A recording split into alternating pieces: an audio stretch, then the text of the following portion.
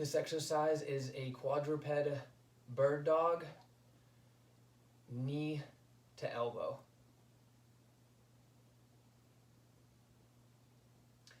This exercise is a quadruped bird dog to knee to elbow.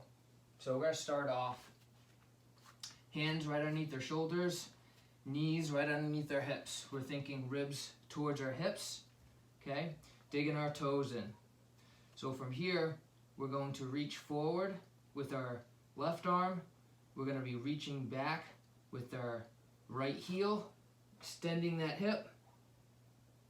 And then from here, we're bringing our knee and our elbow together in the middle, and then extending again.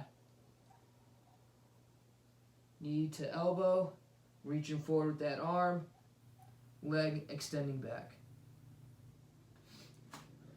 We're going to do that for the prescribed amount of reps or time on each side.